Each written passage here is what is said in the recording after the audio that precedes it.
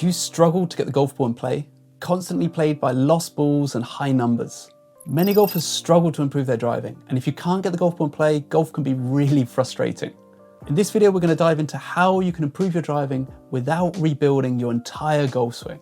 Now, driving the golf ball may feel complicated, but if you do these two things correctly, you will never miss a fairway. Firstly, you need to hit the golf ball near the center of the club face. And secondly, you need to match up your swing path to your club face so that you can hit the ball within a 30-yard gap.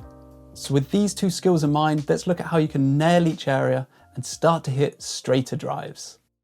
First up is strike. Now, if a golfer turns up for a golf lesson and they're hitting the ball everywhere off the tee, we know that we've got a strike issue. When golfers strike the golf ball all over the club face, their shot pattern becomes extremely unpredictable and inconsistent. As soon as you can hit nearer the center of the club face, we're left with a much more consistent shot pattern. So if you're feeling like you're hitting the ball everywhere, a better strike is the place to start.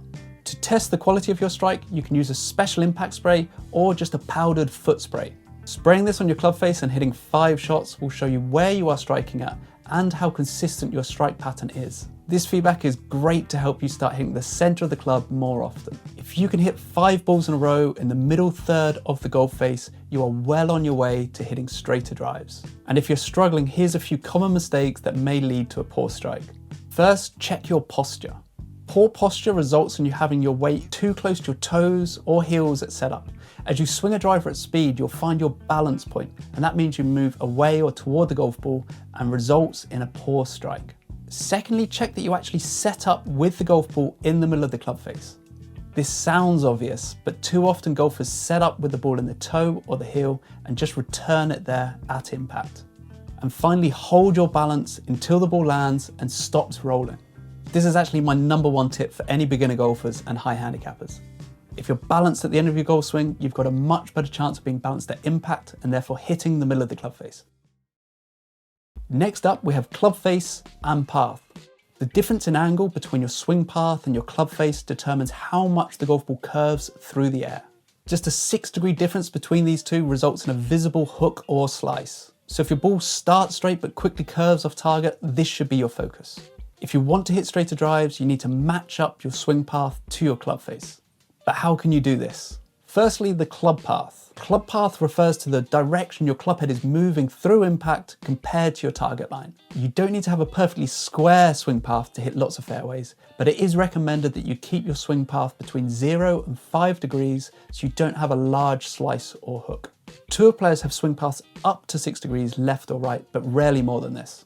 If you can't achieve this, you can still become a consistent driver of the golf ball as long as your swing path is consistent and you match up the club face to hit a consistent draw or fade. Check your aim and the alignment of your shoulders at setup before you dive into any golf swing issues to try and improve your swing path. Secondly, we have club face. When your club face isn't square to your swing path, it causes your drives to curve through the air. Your club face is also responsible for the start direction of your drives, with the golf ball starting 5 times closer to your club face angle than your swing path. The first thing golfers should look at when trying to improve this relationship is their golf grip. The grip is normally the root cause of any hooks or slices. A 6-degree change of how you hold the golf club can reduce all of that curvature with no further changes to your golf swing. But once again, your club face doesn't have to be perfectly square. If you can consistently deliver the club face to the golf ball in the same way, you'll have a consistent shot shape to be able to play with. This is essentially what all elite pros do. Once you start to hit a few drives the way you want, it's time to practice under some more realistic conditions. Try this game out next time you head to the golf range. Create a 30-yard fairway and pick your most common miss, left or right. Take 10 golf balls, your driver, and try and hit the fairway with each shot.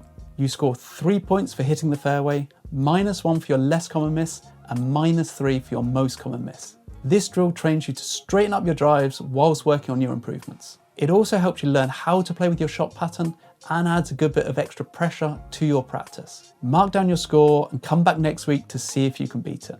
Remember that improving your driving doesn't mean overhauling your entire golf swing. You just need to work on 2 key areas: hitting the center of the club face and then matching up your swing path to your club face. With consistent practice and attention to detail, you'll start seeing more fairways and fewer frustrations. Keep working on these drills and stay patient, and you'll be driving the ball straighter and longer than ever before.